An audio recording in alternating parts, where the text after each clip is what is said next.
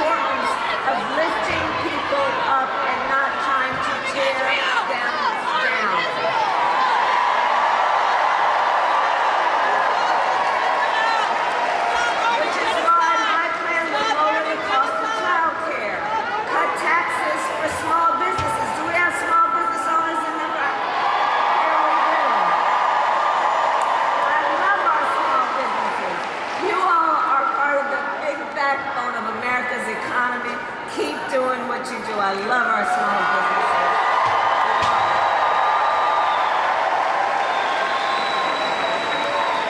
And our work will include lowering healthcare costs, because where I come from in terms of how I think about this, access to healthcare should be a right and not just a privilege of those who can afford it.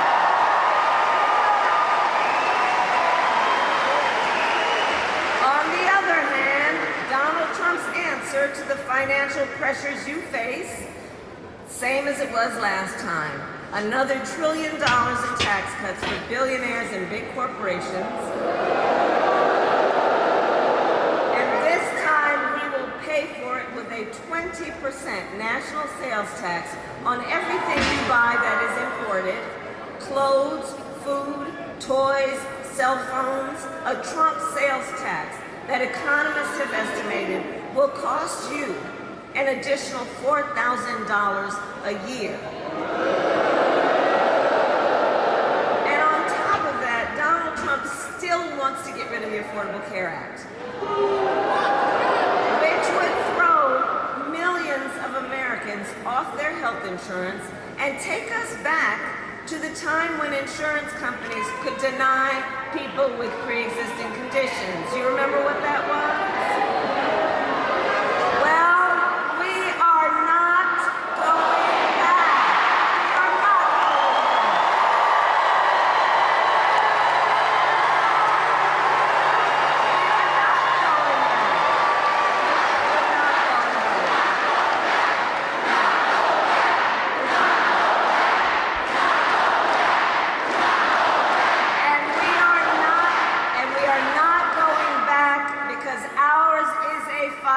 for the future.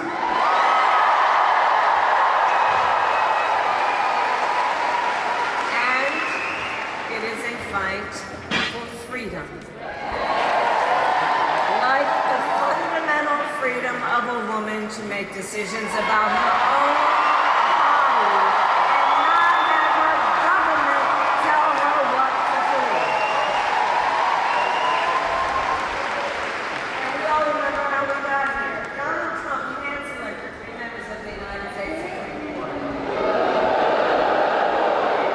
intention that they were under the protections of Roe v. Wade, they did as intended, and now in America, 1 in 3 women lives in a state with a Trump abortion ban, including North Carolina and every state in the South except Virginia.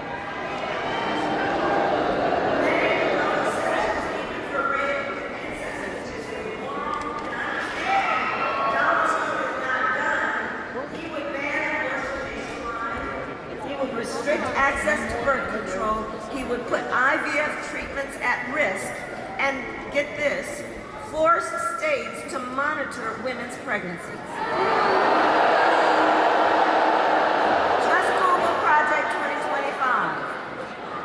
I can't believe they put in writing. And I think everyone here knows, one does not have to abandon their faith or deeply held beliefs to agree the government shouldn't be telling her what to do. Not the government, and not Donald Trump.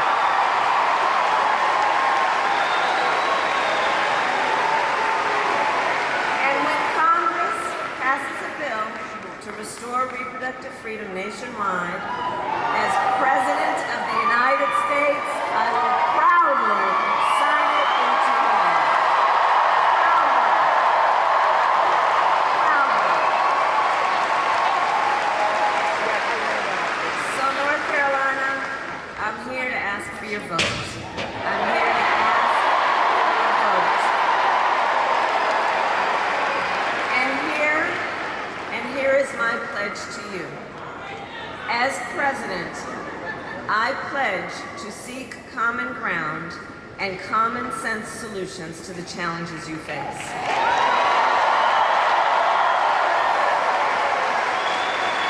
I am not looking to score political points. I am looking to make progress.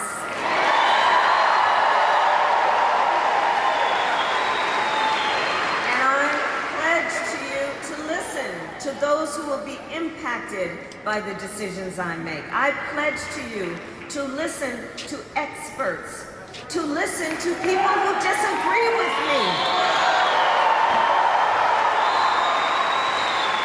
Because you see, unlike Donald Trump, I don't believe that people who disagree with me are the enemy.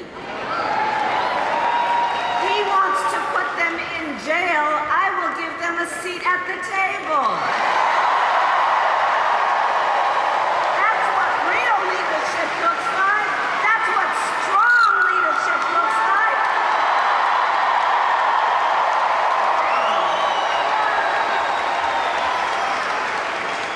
And I pledge to always put country above party and self, and to be a president for all Americans.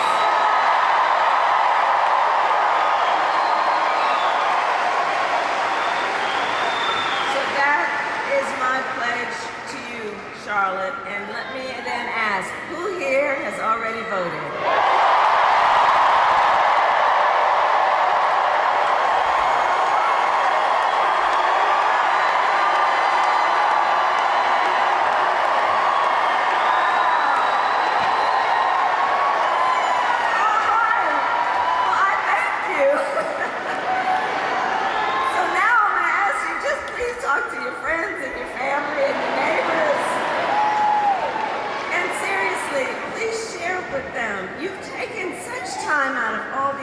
Obligations you have. You've taken such time to be here. So please do share with them why you have taken this time and what your perspective is on this election. It's so important. And please encourage people. I love you back.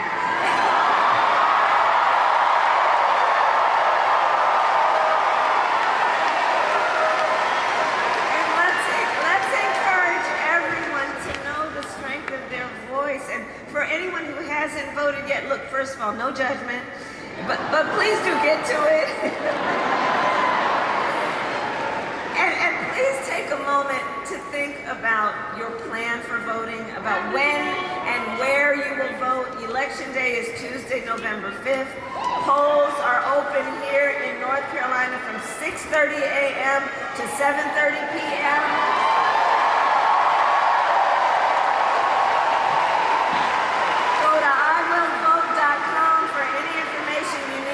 When and where to vote, because listen, we need everyone to vote, North Carolina.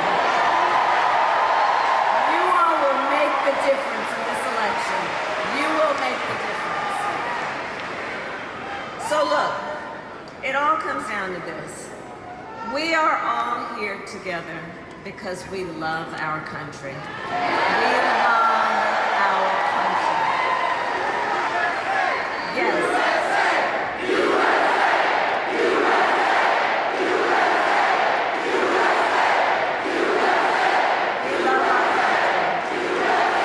And here's what we know. what we all know. When you love something, you fight for it.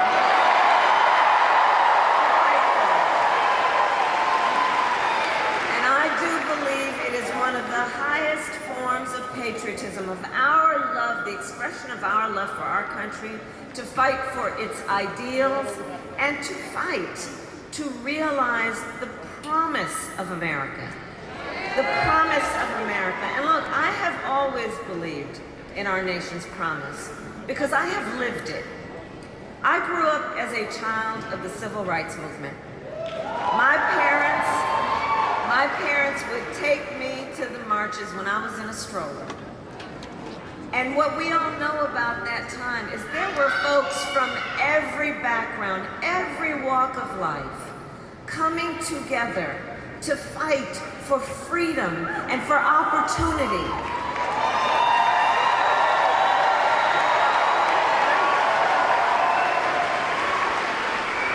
And growing up, I saw how hard my mother worked to give her daughters the same chances our country gave her. And I was blessed to have family by blood and family by love who instilled in me the values of community and compassion and faith. And I have spent my life fighting for people who have been hurt and counted out, but who never stop believing that in our country, anything is possible.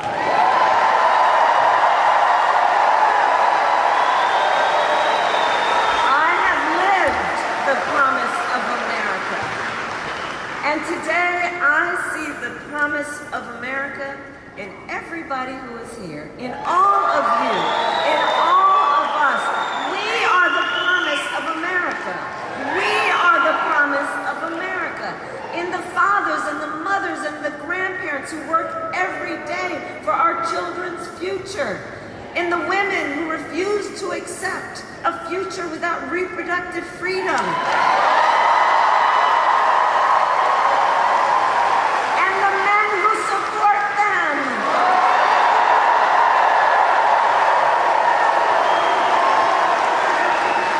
I see it in Republicans who have never voted for a Democrat before, but who are putting Constitution of the United States over party.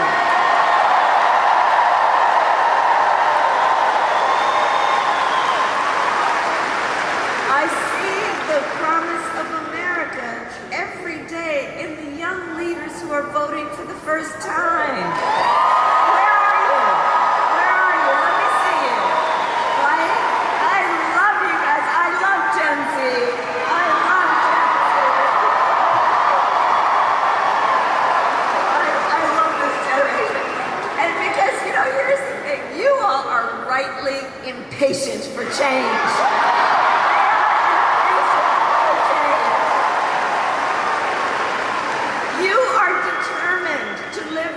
From gun violence, to take on the climate crisis, and to shape the world you will inherit. We know that. And for this generation, none of these issues is theoretical. These issues are not political. This is a lived experience for you all. And I see you, and I see your power, and I see your purpose. And I am so proud of you. Can we hear it for the first time voters?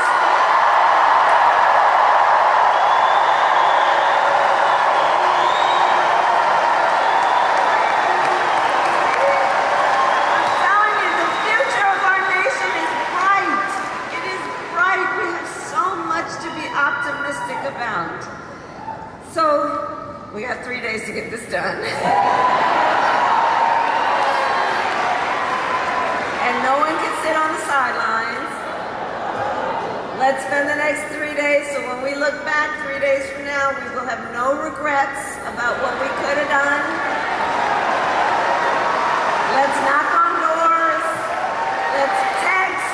Let's call. Reach out to your family, your friends, your classmates, your neighbors, your co-workers, your play cousins. You know what I'm saying. in the course of these next 3 days, I ask, let us please be intentional about building community.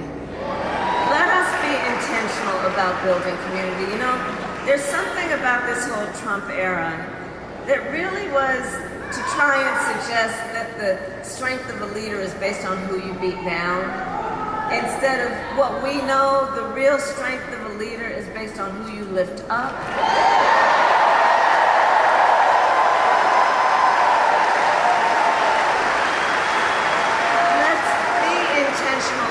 Building community, and let's be intentional about building coalitions, remembering that the vast majority of us have so much more in common than what separates us.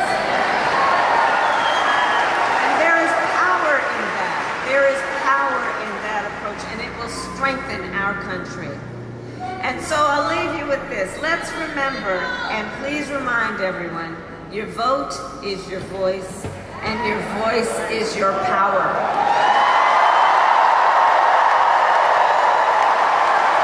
And don't let anyone ever take your power from you.